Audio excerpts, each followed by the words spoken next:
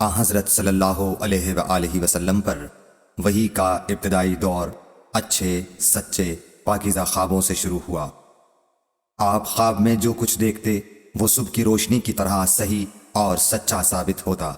پھر من جانب قدرت آپ تنہائی پسند ہو گئے اور آپ نے غار حرا میں خلوت نشینی اختیار فرمائی اور کئی دن اور رات وہاں مسلسل عبادت اور یاد الہی و ذکر میں مشغول رہنے لگے۔ جب تک گھر آنے کو دل نہ چاہتا توشہ ہمراہ لیے ہوئے وہاں رہتے۔ توشہ ختم ہونے پر ہی اہلیہ محترمہ حضرت خدیجہ رضی اللہ تعالی عنہا کے پاس تشریف لاتے اور کچھ توشہ ہمراہ لے کر پھر وہاں جا کر خلوت گزین ہو جاتے۔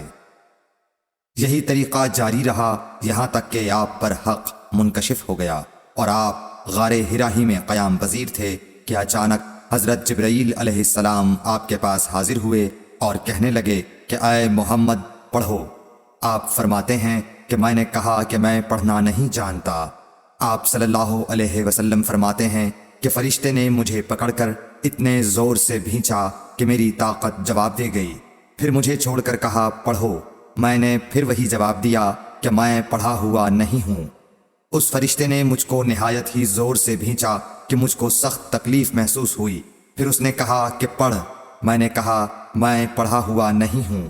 فرشتے نے تیسری بار مجھ کو پکڑا اور تیسری مرتبہ پھر مجھ کو بھینچا، پھر مجھے چھوڑ دیا اور کہنے لگا کہ پڑھو اپنے رب کے نام کی مدد سے جس نے پیدا کیا اور انسان کو خون کی پھٹکی سے بنایا۔ پڑھو اور آپ کا رب بہت ہی مہربانیاں کرنے والا ہے۔ بس یہی آیتیں آپ حضرت جبرائیل علیہ السلام سے سن کر اس حال میں غار حرا سے واپس ہوئے کہ آپ کا دل اس انوکھے واقعے سے کانپ رہا تھا۔ آپ حضرت خدیجہ کے ہاں تشریف لائے اور فرمایا کہ مجھے کمبل اوڑھا دو، مجھے کمبل اوڑھا دو۔ لوگوں نے آپ کو کمبل اوڑھا دیا۔ جب آپ کا ڈر جاتا رہا تو آپ نے اپنی زوجہ محترمہ حضرت خدیجہ رضی اللہ تعالی عنہا کو تفصیل کے ساتھ یہ واقعہ سنایا اور فرمانے لگے کہ مجھ کو اب اپنی جان کا خوف ہو گیا ہے۔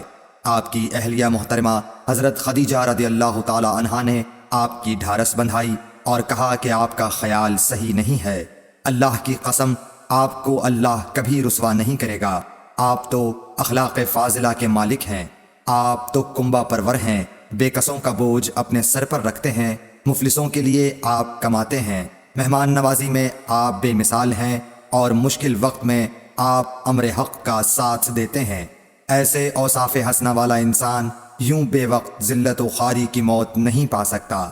پھر مزید تسلی کے لیے حضرت خدیجہ رضی اللہ تعالی عنہا آپ کو ورقہ بن نوفل کے پاس لے گئیں جو ان کے چچا زاد بھائی تھے اور زمانہ جاہلیت میں نصرانی مذہب اختیار کر چکے تھے اور عبرانی زبان کے کاتب تھے۔ چنانچہ انجیل کو بھی حسب منشائے خداوندی عبرانی زبان میں لکھا کرتے تھے۔ انجیل سریانی زبان میں نازل ہوئی تھی، پھر اس کا ترجمہ عبرانی زبان میں ہوا۔ ورقہ اسی کو لکھتے تھے۔ وہ بہت بوڑھے ہو گئے تھے، یہاں تک کہ ان کی بینائی بھی رخصت ہو چکی تھی۔ حضرت خدیجہ رضی اللہ تعالی عنہا نے ان کے سامنے آپ کے حالات بیان کیے اور کہا کہ اے چچا زاد بھائی، اپنے بھتیجے محمد صلی اللہ علیہ وسلم کی زبانی ذرا ان کی کیفیت سن لیجئے۔ وہ بولے کہ بھتیجے آپ نے جو کچھ دیکھا ہے اس کی تفصیل سناؤ۔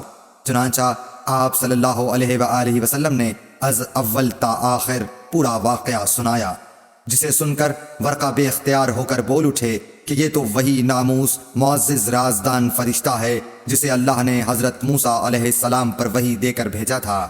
کاش میں آپ کے اس عہد نبوت کے شروع ہونے پر جواں عمر ہوتا۔ کاش میں اس وقت تک زندہ رہتا جب کہ آپ کی قوم آپ کو اس شہر سے نکال دے گی۔ رسول کریم صلی اللہ علیہ وآلہ وسلم نے یہ سن کر تعجب سے پوچھا کہ کیا وہ لوگ مجھ کو نکال دیں گے، حالانکہ میں تو ان میں صادق و امین و مقبول ہوں۔ ورقہ بولا ہاں یہ سب کچھ سچ ہے، مگر جو شخص بھی آپ کی طرح امر حق لے کر آیا لوگ اس کے دشمن ہی ہو گئے ہیں۔ اگر مجھے آپ کی نبوت کا وہ زمانہ مل جائے تو میں آپ کی پوری مدد کروں گا۔ مگر ورقہ کچھ دنوں کے بعد انتقال کر گئے۔ پھر کچھ عرصے تک وحی کی آمد موقوف رہی۔